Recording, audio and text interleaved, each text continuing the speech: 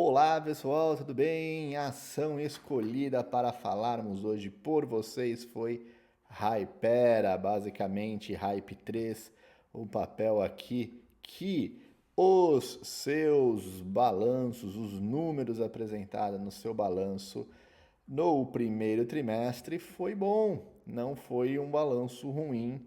Não, a gente teve aqui uma receita referente ao ano anterior com uma subida aí de 7,5%, ao trimestre anterior caiu só 1%. Os custos, né, aumentou mais do que o previsto, 16% referente ao ano anterior, mas a relação entre receita e custo está bastante interessante.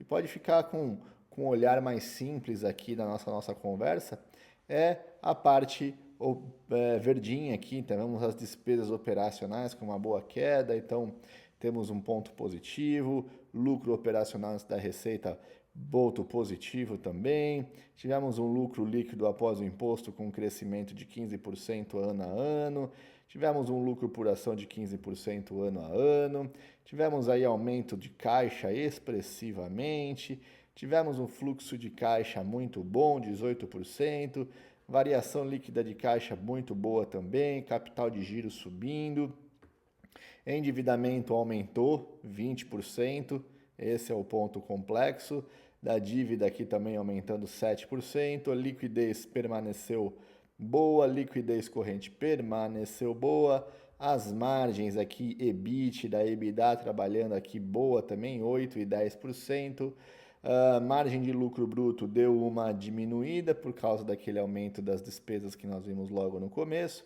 Margem operacional 0,5%, margem líquida 6,58%, ROC 2,28%, ROI 5,92%, ROA 2,14% e aumenta até nos dividendos. Basicamente, poucos pontos aqui negativos no balanço, mas acho que o ponto mais negativo aqui foi o endividamento, que deu uma subida, mas também tivemos uma boa alta nas receitas e no lucro, consequentemente o EBITDA e seus pares trabalharam muito bem.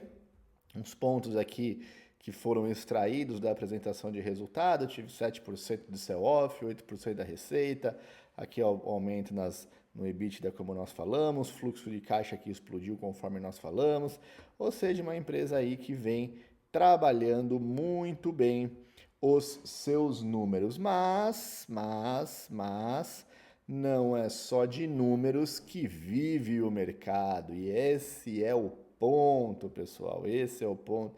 É uma empresa muito melhor do que um ano atrás, mas que um ano atrás, vamos pegar aqui janeiro a março de 2023, podemos pegar uma média aqui nos R$ 41, que caiu 32%. Esse é o ponto e o aprendizado de hoje, pessoal. Basicamente, qual que é o ponto e o aprendizado de hoje? A empresa cresceu, a empresa se valorizou como empresa, como caixa e afins, mas o mercado está pagando menos na empresa. E é aqui que é o ponto que a análise gráfica entra fazendo todo o diferencial possível, ok? Basicamente, nós tivemos aqui uma movimentação de baixa que começou em novembro de 2022, depois teve aqui um respiro e a tendência mesmo começou em julho de 2023. Tendência de baixa muito bem definida. E para nós aqui que analisamos tendências diariamente, mostramos para os nossos assinantes, não é uma surpresa, porque ó, todo o padrão muito bem desenhado de uma tendência de baixa, com uma confirmação bem sólida aqui desde setembro de 2023. Então, quando nós temos este padrão de tendência de baixa, o que a gente evita surpresas e evita investir numa empresa com aquela expectativa de ganhar dinheiro, de valorização, porque os números estão bons. Graficamente falando, a tendência de baixa contradiz os números. Tá bom, Gustavo, mas e agora? Eu não entendo nada disso e ainda nem faço parte aí do clube de tendências de vocês. Me fala o que que eu devo fazer. Então vamos falar aqui sobre eh, memórias de preço do mercado. Então, basicamente, o mercado desde janeiro de 2022, ele trabalha como um valor baixo para o papel, até antes, né, abril de 2020, aqui na parte do Covid, ele trabalha aqui como um valor baixo para o papel, a região dos 25 e 50. E é basicamente para lá que o papel está indo, ok? Então o papel está trabalhando, os vendedores estão se desfazendo das suas posições e está empurrando o preço lá para os 25 e 50. Na semana, neste momento, está subindo 7%, mas não caracteriza uma alta. Por que não caracteriza?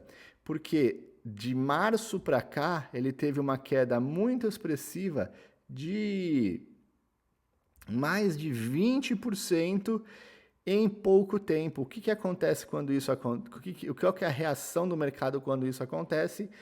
A gente tem que entender que a cabeça do investidor é uma cabeça de ser humano que está ali pensando na melhor oportunidade para ele. Então teve uma movimentação de baixa, ok? Puxa, caiu muito em muito pouco tempo. Vou comprar porque está barato. Aí faz o repique que nós chamamos.